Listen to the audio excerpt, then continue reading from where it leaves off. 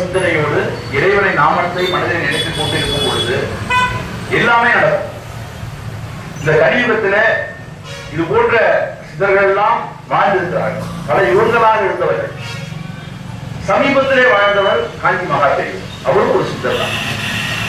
அவரு என்ன மழைப்பஞ்சம், அப்போ எதுவுமே தனிநபர் கிடையாது, இந்த உலக நன்மைக்கு தான் கிடைக்கும். அப்போ எல்லோரும் நல்லா இருக்கும். சனிக்கிழமை இந்த நன்னாளில் பால திரிபுர சுந்தரி நம் ஆலயத்தில் வந்து ராஜாதி ராஜாவாக, ஏன்னா இந்த சிவகங்கை பூமி ராஜாதி ராஜா ராஜேஸ்வரியுடைய பூமி. அந்த பூமியில் பராசக்தி வந்து அமர்ந்து இருப்பதால் நம்மளுக்கு காட்சி கொடுக்க முடியும். இந்த அம்மாவுடைய விசேஷம் அனைத்து சகல சௌபாகியம் கிடைக்கக்கூடியது. நம்முடைய குழந்தைகள் கல்வி ஞானத்தோட விளக்க வேண்டும் அப்படின்னா குருவையும் சரஸ்வதியும் ஐகிரிவரையும் பிரார்த்தனை பண்ணும். தங்களுடைய மாங்கல்ய வாக்கியம் சகல சௌபாகியம் இருக்க வேண்டி, தங்களுடைய கணவர்கள் எல்லாம் ஆயுஷோடு இருக்க வேண்டி, குடும்ப விருத்தியாக இருக்க வேண்டி பிரார்த்தனை பண்ணக்கூடியது பராசக்தி.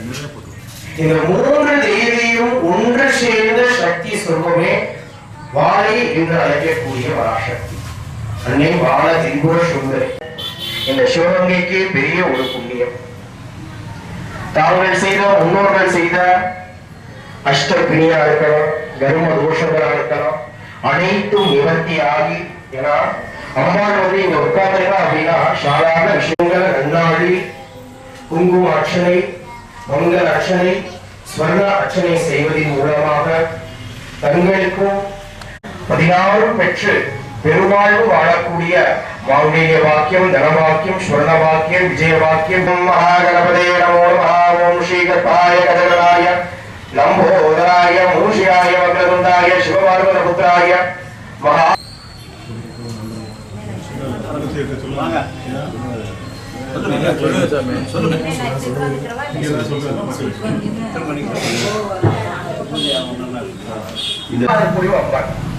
அதுலயே குழந்தை இருக்க அப்படி நினைச்சு பாருங்க. குழந்தைய ஒரு 10 நிமிஷம் ஐஸ்கிரீம் ஒரு குச்சி சாப்பிட்டு இருந்தா கூட, முன்ன பின்ன தெரியாத ஒரு 5 நிமிஷம் கொஞ்சினா கூட, ஆணவம் என்பது கர்மாவையும் மாயையும் கொடுத்தா தெய்வத்தை தெரியல. ஆனா பாண்டவர்கள் தர்ம வயதான தெய்வம்னு பிடிச்சதான் காலை பிடிச்சிட்டான். தெய்வம் எல்லாம் வீக் டிக்கெட்டு 5 டிக்கெட்டும் பொது பொதுன்னு விழுந்துரும். அங்க 100 பேர் தெரியாது, கூட இருக்கணும் பெரிய ஒரு பலசாரி. ஆனா தர்மம் என்ற பாதையை பிடிச்சதுனால இறைவனே அதர்மம் பண்ணி தர்மத்தை ஜெயிக்கிறாங்க. ஒரு தர்ம வழியில ஒருத்தர் இருந்துட்டோம்னு சொன்னா எல்லாத்தையும் தெரிந்து நீயே கதி தாயே, நீயே பரம்பொருள்னு அவங்க அழைக்காம அந்த அனுகிரகம் அவங்க கிடைச்சு.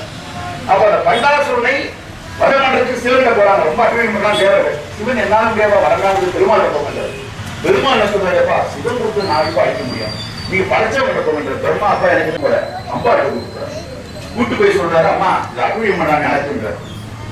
சிவன் கொடுத்தவர்ன்றா, நீ வேற சிவன் வேறையாம்மா, அவன் கொடுத்தது நீதாம எடுக்க முடியும், நான் எடுக்க முடியாது இல்லைன்ற. அப்ப அம்பாள் உடனடியாக பண்டாசுரனை வதம் செய்யறான்.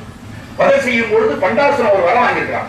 அவனுக்கு என்ன நினைச்சுட்டானா, பெண்கள் தான் வீக்கின்ற எண்ணது, பெண் கையால சாவுவான் அப்படின்னு நினைச்சுட்டான். அவன் அம்பாள் எவ்வளவு பெரியவோ, சிவன் தான் அம்பாள்னு தெரியாத 21 அரக்க குழந்தை உருவாயிடும்.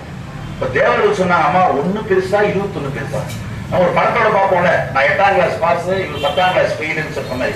1 21 இப்ப தேவர்கள் பிரச்சனை எடுத்து அவன் தப்பு பண்ணான், தண்டிக்க சொல்லி தண்டிச்சுட்டேன். இது குழந்தை, நான் தண்டிக்க மாட்டேன், என்னால முடியாது. தேவர்கள்லாம் டென்ஷன் ஆயிட்டாங்க, என்ன மாறிக்க முடியல. 21 பண்டாசுரன் நான் என்ன பண்றதுன்னு கேட்கறாங்க. அப்ப பெருமாள் அதுக்குன்னு கிருஷ்ணனுக்கே நாராயணனுக்கே உண்டான லீலைகள் உண்டு இல்ல, அம்பாள் கருணை பண்ணுவா, கேட்கலாம், வெயிட் பண்ணுங்கன்றார், கொஞ்சம் வெயிட்டிங் போடுங்கன்றார். அவர் போய் திரும்பி நீ ரிக்வெஸ்ட் பண்ணுமான்றார்.